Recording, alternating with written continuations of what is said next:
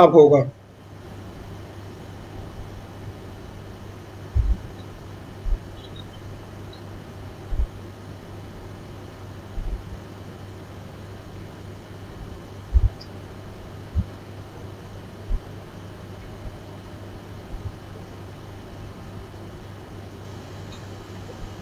और आवाज, आवाज ठीक। थैंक गॉड हो गया।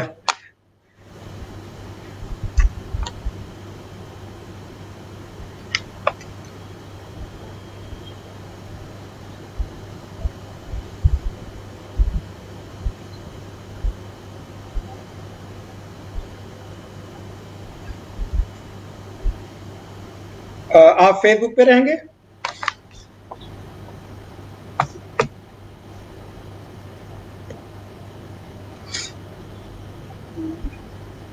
ठीक।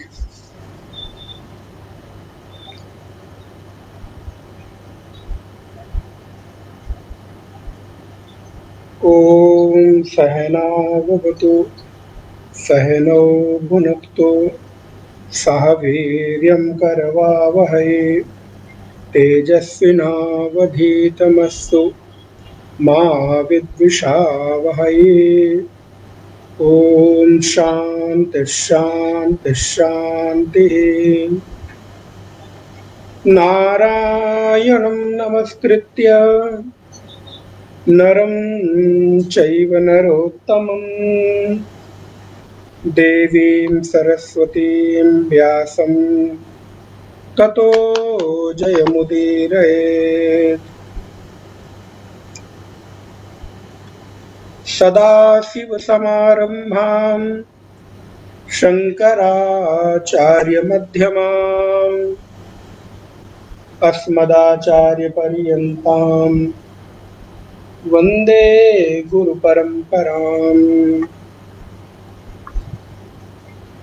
ईश्वरो गुरुरात्मेति मूर्तिभेदविभागिने व्योमवद्व्याप्तदेहाय श्रीदक्षिणामूर्तये नमः। हम लोग तत्वबोध के स्वाध्याय सत्संग की तीसरी कक्षा में प्रवेश कर रहे हैं। सर्वप्रथम आदि शंकराचार्य कृत इस तत्वबोध का जो मंगलाचरण है उसको हम लोग दोहराएंगे। मैं बोलूंगा, आप लोग पीछे से दोहराएंगे। वासुदेवेन्द्र योगेन्द्रम नत्वा ज्ञानप्रदं गुरुं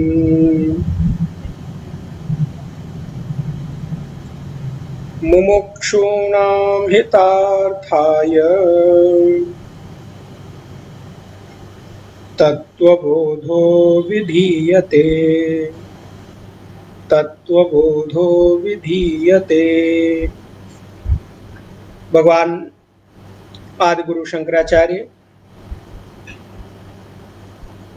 तत्वबोध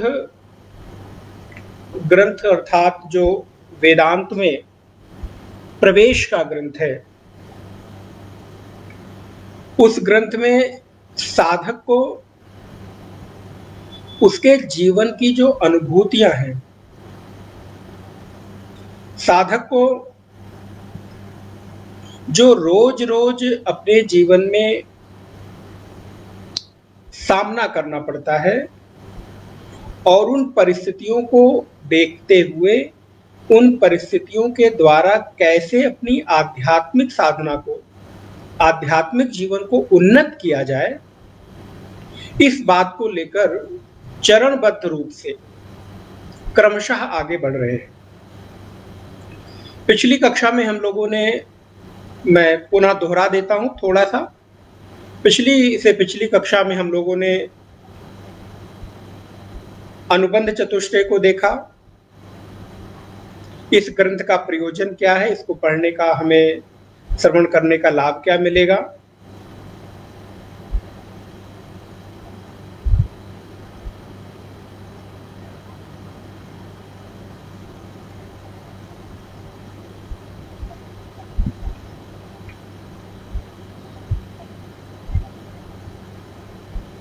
वेदांत की कक्षा में हम लोगों ने देखा कि अनुबंध चतुष्टय के पश्चात व्यक्ति के जीवन में जो मंगलाचरण होता है, उस मंगलाचरण के द्वारा ही किसी ग्रंथ में प्रवेश की हमारे शास्त्रों की परंपरा है।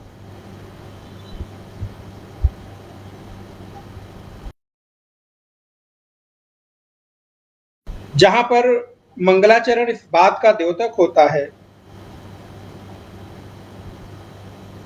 कि आपके जीवन में किस प्रकार से भगवान की शरणागति है,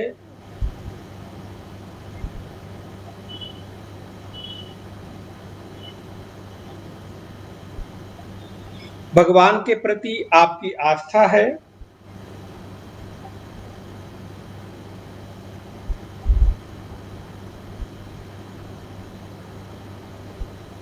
और जब हम ग्रंथ में प्रवेश कर रहे हैं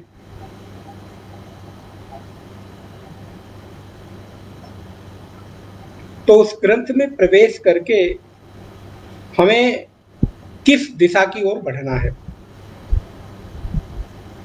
तो हम लोग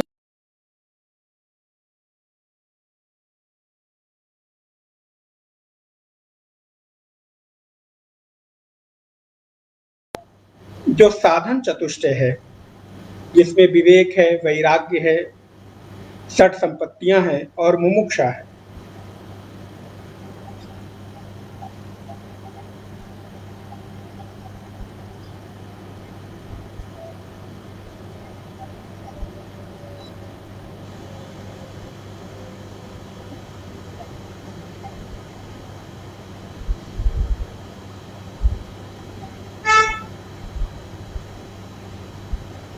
तो इस अनुबंध चतुष्टय, साधन चतुष्टय के पश्चात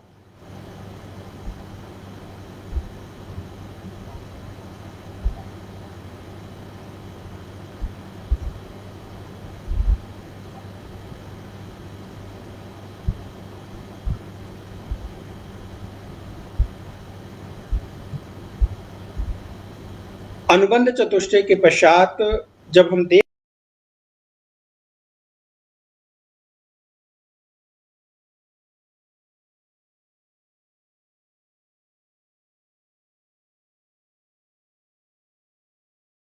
हमारे जीवन में रोज आए दिन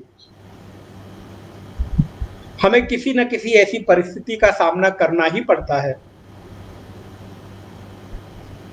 जहां पर हमें विवेक की महती आवश्यकता पड़ती है।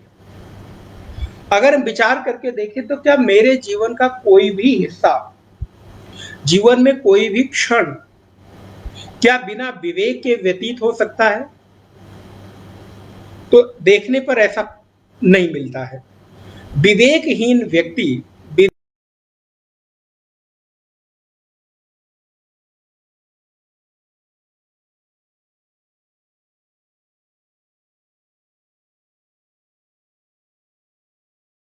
करने लगते हैं। कैसे व्यक्ति को?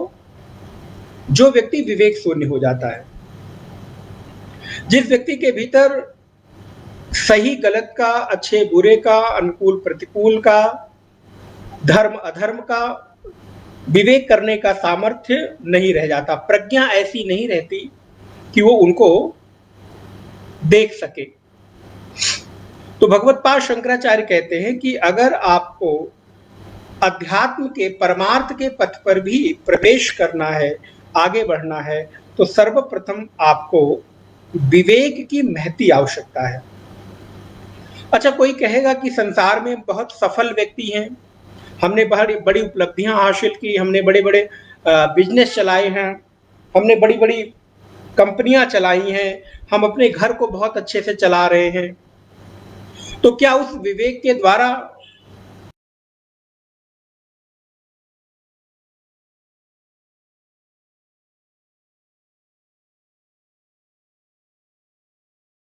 थे कि नहीं? संसार के चलाने का जो विवेक है, उस विवेक में और अध्यात्म के विवेक में फर्क है। ऐसा बिल्कुल आवश्यक नहीं जो संसार में बहुत सफल हो, बहुत उन्नत हो, बहुत बड़ा बिजनेसमैन वो अगर अध्यात्म में प्रवेश करे तो वो यहां भी सफल हो जाएगा। हो सकता है, लेकिन ऐसा बिल्कुल आवश्यक नहीं है। क्योंकि यहां किस विवेक की आवश्यकता है? बोले यहां पर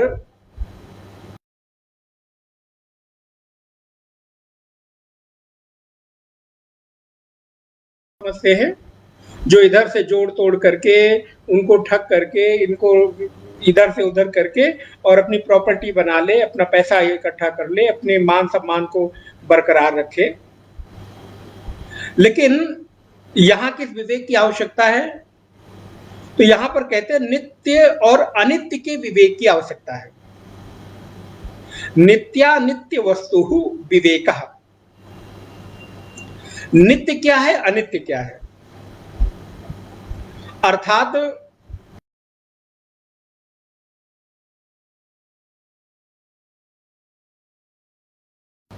मिट जाने क्या वाला क्या है और ना मिटने वाला क्या है, ऐसा विवेक करने की सामर्थ्य क्या मेरे भीतर है?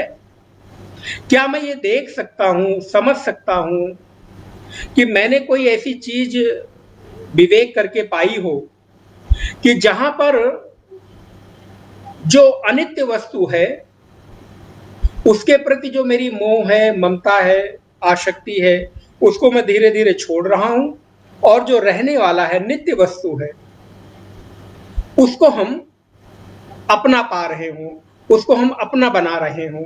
तो क्या कोई ऐसी वस्तु दिखाई देती है?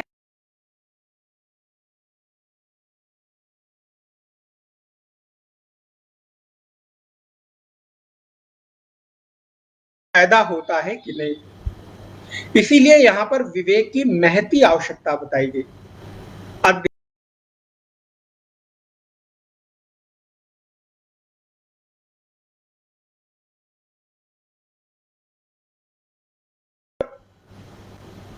कुछ लोगों की यह धारणा होती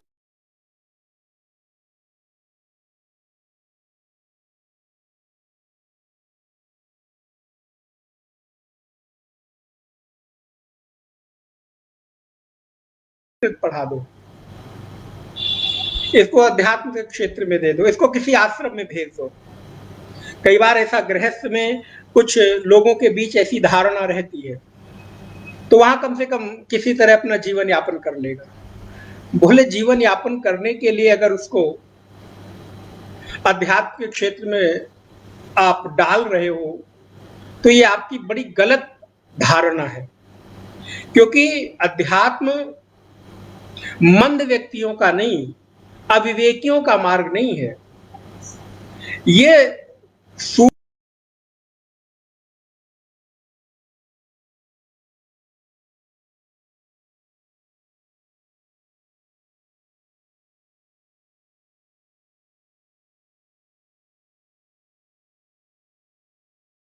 जागृत होना चाहिए। और विवेक जागृत होने का लक्षण क्या है? हम कैसे समझेंगे कि मेरे भीतर विवेक जागृत हो रहा है? तो उसका सर्वप्रथम पहला लक्षण है कि नित्य से प्रेम और अनित्य से वैराग्य,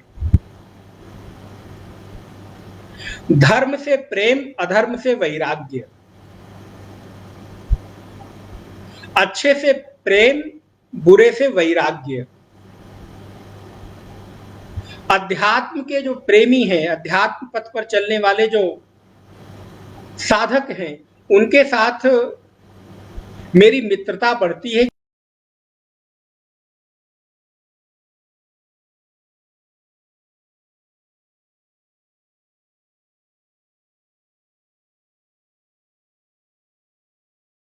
कर रहे हो, लेकिन यदि हमारे विचारों में कुटिलता आ रही है, हमारे खान पान में दूषण हो रहा है, हमारे जीवन के भीतर गलत के प्रति चुनाव की इच्छा बढ़ रही है और एन केन प्रकारेण हम अधर्म करके भी सफल होना चाहते हैं, तो ये आध्यात्मिक दृष्टि से विवेक की जागृति नहीं है। हाँ, सांसारिक रूप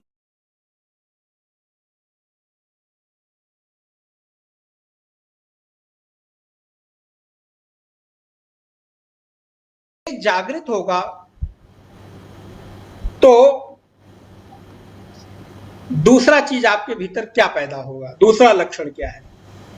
तो दूसरा जो भगवत्पाद शंकराचार्य कहते हैं, साधन चतुष्टय के भीतर वैराग्य। जैसे जैसे आपके भीतर विवेक जागृत होगा वैसे वैसे आपके भीतर वैराग्य जागृत होता जाएगा। डिटैचमेंट, वैसे वैसे आप अनासक्त होते जाएंगे। संबंधों के प्रति, परिवार के प्रति, समाज के प्रति उदासीनता का भाव, और वैराग्य कितना प्रबल हो जाए तो बोले धीरे धीरे इस देह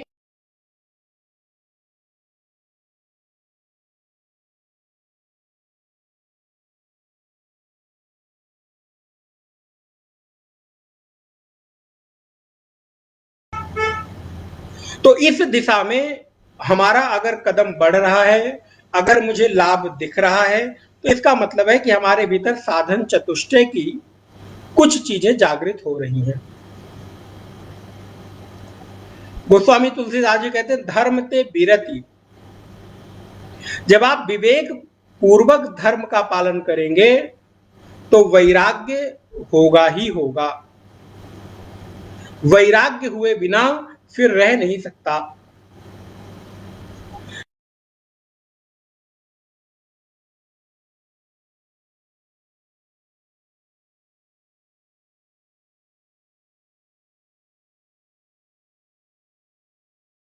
हो गया हूं तो ये संभव नहीं है।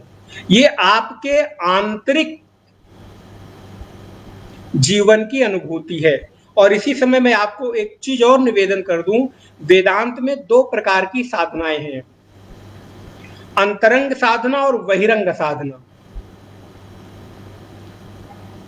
तो जो बहिरंग साधना है वो तो बाहर से दिखती है, जैसे कथा सुनना, सत्संग करना, गुरु सेवा करना, धर्म करना, मंदिर जाना, तीर्थ करना,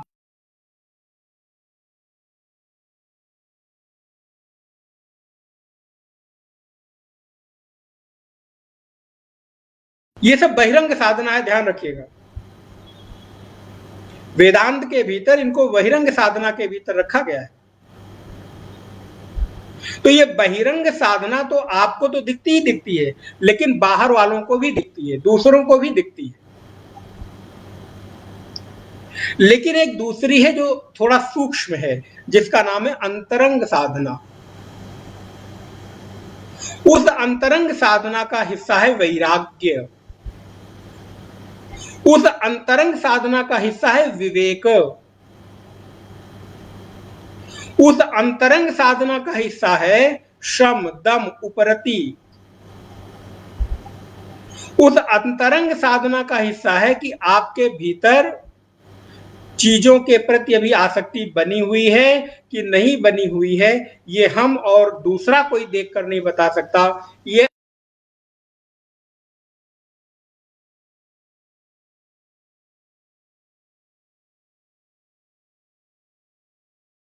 कुछ छोड़ दिया हो, लेकिन भीतर से अभी जो आसक्ति है, भीतर से जो अभी अटैचमेंट है वो बना हुआ है। भीतर से भी वो जो चाह है वो बनी हुई है। लेकिन कई बार इसके विपरीत भी होता है। हम संसार के संबंधों का निर्वहन करने के लिए, घर परिवार का उत्तरदायित्व निर्वहन करने के लिए हम घर में दिखाते तो हैं कि हम आपके हैं, आपके प्रति मेरा बहुत लगाव है, आपके प्रति मेरी बहुत आसक्ति है, लेकिन कई बार वो साधक भीतर से बिल्कुल अनासक्त होता है। पति के साथ, पत्नी के साथ, बच्चों के साथ, घर परिवार संबंधियों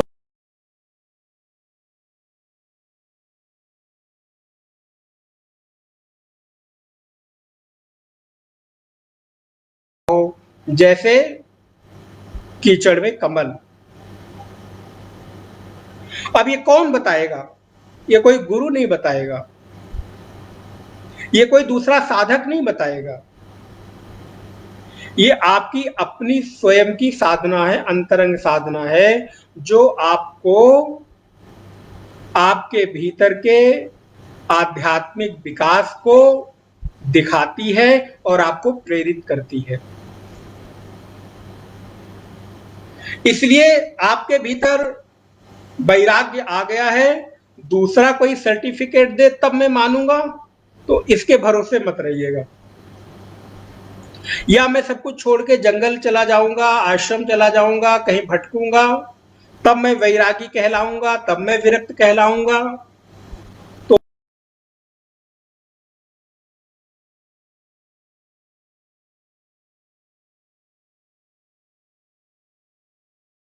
ऐसा बनी रहे। अभाव का नाम वैराग्य नहीं है। एक लाइन बहुत इंपॉर्टेंट है, ध्यान रखिएगा।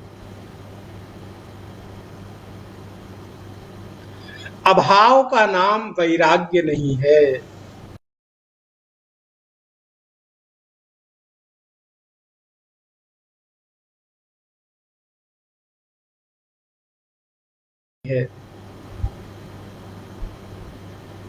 तो ये जो वैराग्य की बात है, ये थोड़ी अंदर वाली बात है।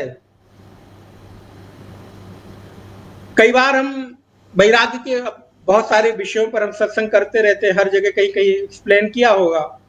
वैराग्य कई बार क्षणिक होता है, कई बार वैराग्य मरकट की भांति होता है।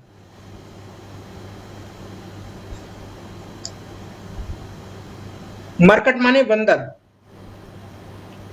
जैसे बंदर एक डाल से दूसरी डाल पर जाता है, और अब थोड़ा सा मैं निवेदन करूं, मरकट को, बंदर को बहुत कामी कहा गया है। वासना उसके भीतर बहुत प्रबल होती है। तो कई बार वासना के वेग के शांत हो जाने के बाद भी वैराग्य जागृत होता है। और वो वासना कई प्रकार की हो सकती है, स्त्री पुरुष की हो सकती है, किसी वस्तु की हो सकती है, किसी स्थान विशेष की हो सकती है।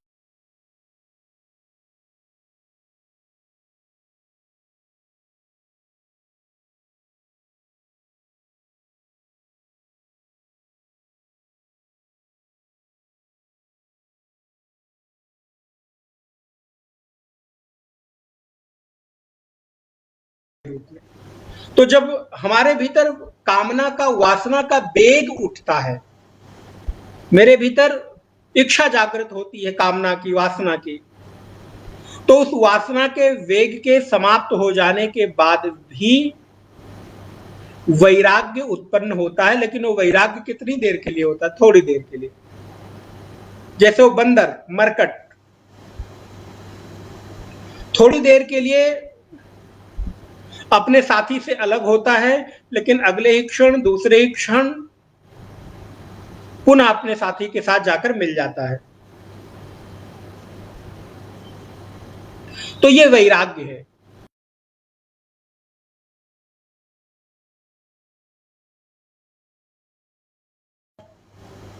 दूसरा शमशान वैराग्य। हमारा कोई प्रिय व्यक्ति है, प्रियजन है, अभी हमारे साथ रह रहा था, खा रहा था, पी रहा था, उसके साथ हम बातें करते थे, उसके साथ हम बहुत टाइम अच्छा व्यतीत करते थे, गुड टाइम जिसे आप कहते हैं। लेकिन पता चला काल के गाल में समा गया,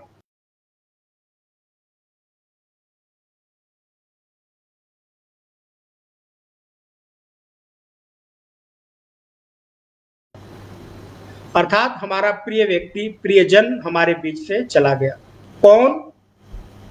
जिसके साथ हम रहते थे, खाते थे, पीते थे, बैठते थे, उठते थे, सोते थे, हंसी मजाक करते थे, सुख दुख की बातें करते थे। अब उसको ले जाकर हमने शमशान में जलाया, तो उसकी जलती हुई चिता को देखकर मन के भीतर वैराग्य जागृत। अरे यार, ये संसार सब मिथ्या है, सब बेकार है।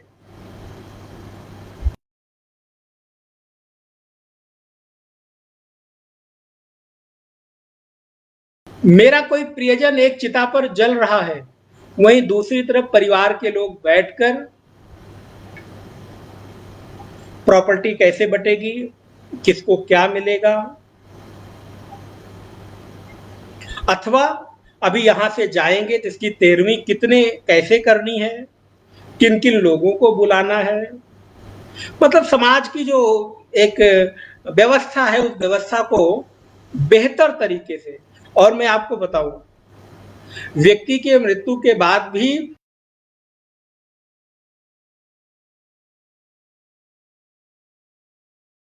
बड़ा आदमी हूं, देखो मेरे यहाँ किसी की मृत्यु हुई तो हमारे यहाँ भोज में इतने लोगों ने खाया, इतने बड़ी 13वीं हुई, इतना विराट प्रोग्राम हुआ, दिस दैट दुनिया भर की चीजें, वो आप सब लोग जानते हैं। वो क्षणिक वैराग्य था, थोड़ी देर के लिए शमशान वैराग्य था। तो जैसे जैसे शमशान में जलती हुई चिता की जो लपट है और वो लपट देह में लगती है, तो उस अग्नि की गर्माहट से मेरी आसक्ति जो है थोड़ी देर पिघलती है, लेकिन जैसे जैसे उसकी लपट शांत होती है, वैसे वैसे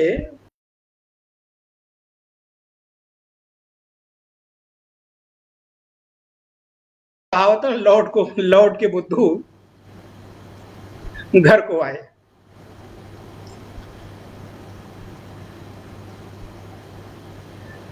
तो अब भाई जहां से चले थे बोले फिर वहीं, अरे ये तो संसार का राजकाज है, ये सब चलता रहता है, हम ऐसा बोलते हैं। तो ये वैराग्य भी साधक के लिए थोड़ी देर के लिए तो काम आता है। एक वैराग्य है परिस्थिति जन्य वैराग्य। हमने किसी को प्यार किया, हमने किसी को बहुत चाहा, हमने किसी पर बहुत भरोसा किया, चाहे वो बिजनेस में हो चाहे संबंधों में हो, उसने हमको धोखा दे दिया, तो फिर मेरा लोगों से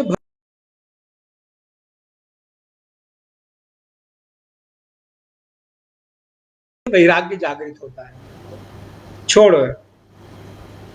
और कभी कभी इसी वैराग्य में लोग साधु बन जाते हैं, सन्यासी बन जाते हैं, घर छोड़ देते हैं।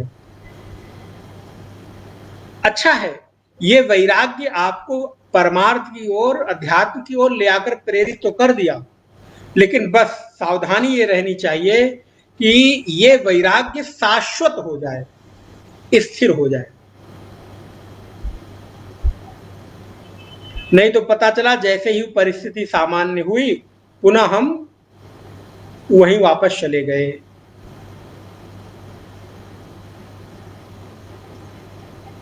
जीता रहा है जिंदगी जो सादगी के साथ,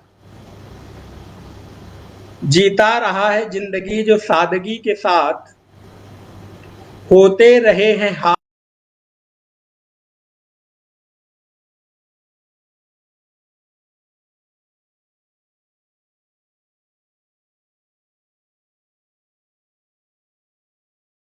लेकिन मेरे साथ ही ये घटना घटती है, मेरे साथ ही लोग धोखा देते हैं। अब तो संसार से भरोसा उठ गया। तो ये भरोसा उठ जाना अच्छी बात है, लेकिन इस भरोसे का परिणाम कहां जाकर बैठता है। अगर भरोसा उठकर और दूसरे पर फिर भरोसा जग गया और पुनः उसी चीजों में लग गए, तो उसका फायदा क्या हुआ। अरे इस वैराग्य का तो फायदा ये था कि एक बार जब सारी चीजें छूटी तो सदा के लिए छूट जाती, फिर जो जीवन का परम चरम लक्ष्य था उस ओर बढ़ जाते, तो जरा इस वैराग्य का कुछ फायदा भी मिलता।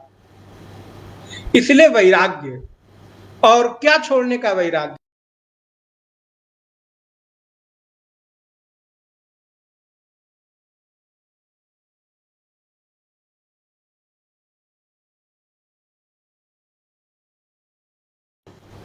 बोले नहीं नहीं, यहां पर उस इस वैराग्य की बात नहीं हो रही है, यहां पर वैराग्य की बात हो रही है। जिनके पास ग्रंथ है जरा देखें। विरागः कः इह स्वर्ग भोगेषु इच्छा राहित्यम। अरे इस संसार के सुख की बात तो छोड़ दो, यहां तो कुछ सुख ही नहीं है, क्योंकि इस मृत्यु लोक का सुख दुख मिश्रित सुख है। हमें यहां पर पेवर सुख नहीं मिलता, बिल्कुल पक्का वाला सुख नहीं मिलता। जो भी सुख मिलता है, इसलिए यहां के सुख में भी हमको दुख ही प्रतीत होता है। शंकराचार्य भगवान क्या कहते हैं? वो कहते हैं स्वर्ग तक के सुख के भोग की इच्छा का खत्म हो जाना वैराग्य है।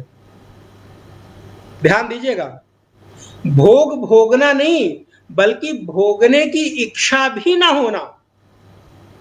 स्वप्न में भी, कल्पना में भी, मानसिक रूप से भी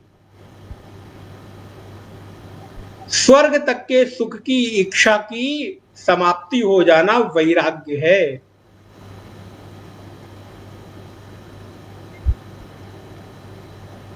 अब आप विचार करके देखिए, हमारा वैराग्य कहां पर जाकर टिकता है। हम 4 माला जप कर लेते हैं, 2-4 तीर्थ भ्रमण कर लेते हैं, 10-5 कथाएं सुन लेते हैं, 2-4 ग्रंथ किताबें पढ़ लेते हैं,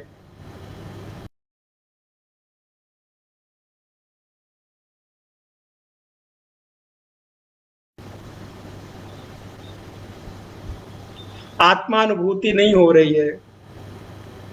अरे भगवान शंकराचार्य जिस कसौटी पर कसना चाह रहे हैं, वहां पर मैं खरा उतरता हूं कि नहीं, ये भी तो जरा देखा जाए। यह स्वर्ग इस लोक से लेकर और स्वर्ग के समस्त भोगों को भोगने की इच्छा न रह जाए, तृण के समान उनका परित्याग हो जाए।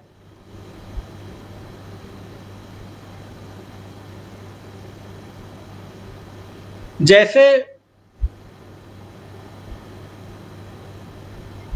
आप कोई भोज्य पदार्थ ग्रहण कर रहे हों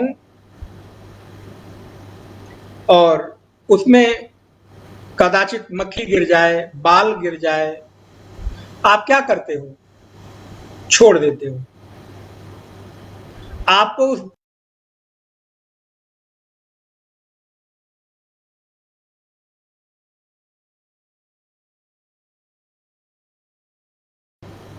होता है ना। बोले ऐसे ही संसार के समस्त सुखों के प्रति ये समझ लो कि सारे सुख में मक्खी गिर गई है, उनको निकालकर किनारे कर दो। अब ऐसा मत करना, लोग दाल चावल में तो मक्खी गिरती है तो निकाल देते हैं, लेकिन अगर घी में मक्खी गिर जाए तो मक्खी को निकाल कर फेंक देते हैं, घी उपयोग में ले लेते हैं। तो कुछ लोग ऐसे भी होंगे, तो ऐसा नहीं करना है।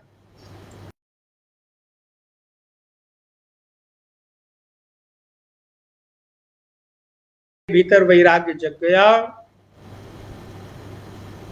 तो बस अब हो गया। अब इच्छा नहीं रह गई। क्या यहां तक मैं त्याग करने को तैयार हूं? वैराग्य की इतनी उत्कृष्ट बात मन के भीतर बैठ जाए, और ये कब बैठेगा पता है? एक आपको उपाय बताते हैं। एक ही उपाय है कि संसार के प्राप्त सारे पदार्थ अनित्य हैं, नश्वर हैं, मिट जाने वाले हैं, और अंततः ये हमको सुख देने वाले नहीं हैं। ये बात गहरे से मन के भीतर बैठ जाए। इसके अलावा और कोई उपाय दिखाई नहीं देता।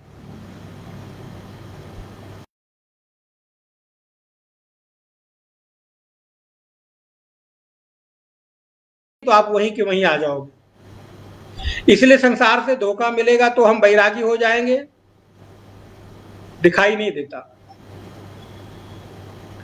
विचार पूर्वक ही वैराग्य संभव है। जब भी वैराग्य प्रबल होगा, असली वैराग्य जागृत होगा, वो विचार जन्य ही होगा। बुद्धि के स्तर पर विचार करके जब आप त्याग करेंगे तो ही वैराग्य की असली कसौटी पर आप खरे उतरेंगे।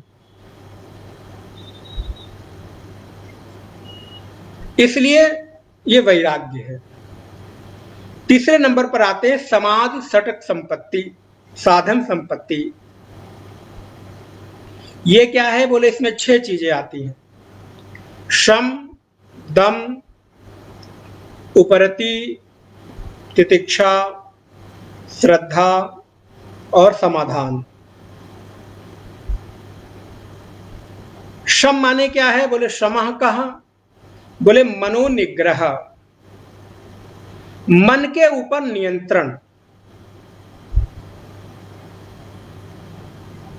ये मन, एक भजन है ना, ये मन बड़ा चंचल है, कैसे तेरा भजन,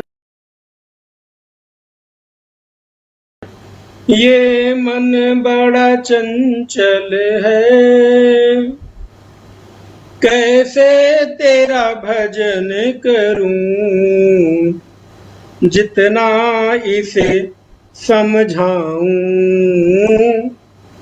जितना इसे समझाऊं, उतना ही मचल जाए, उतना ही मचल जाए। श्यामा तेरे चरणों की, श्यामा तेरे चरणों की, गर धूल जो मिल जाए, सच कहता हूँ मेरी, सच कहता हूँ मेरी, तकदीर बदल जाए। यहाँ पर क्या हुआ बोले, मन के ऊपर कठोरता पूर्वक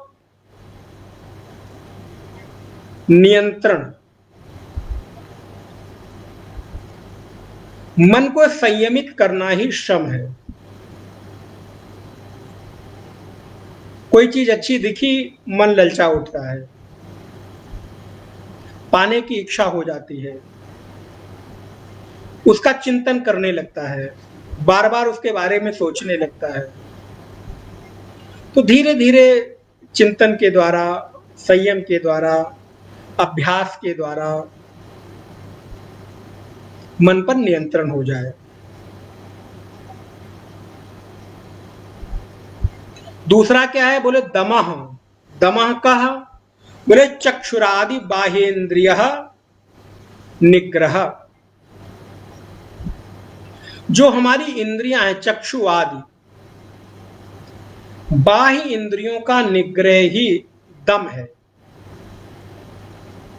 अब यहां पर श्रम और दम को दोनों एक रूप से आप देखिए। आपके सामने कभी कोई परिस्थिति आ जाए और आपको ऐसा लगे कि ये व्यक्ति मेरे अनुकूल नहीं है, तो हम मन से उसको गाली देने लगते हैं, मन से उसके प्रति अपशब्द कहने लगते हैं, मन से उसके प्रति क्रोधित हो जाते हैं। कई बार हमारे भीतर शक्ति नहीं होती, सामर्थ्य नहीं होती, शरीर से प्रतिक्रिया नहीं कर पाते, तो मन से प्रतिक्रिया करते हैं। ऐसा होता है कि नहीं? और जिनके पास दम है, शरीर में ताकत है, तो वो लोग शरीर से भी प्रतिक्रिया कर देते हैं। तो भगवत्पाद शंकराचार्य कहते हैं कि आप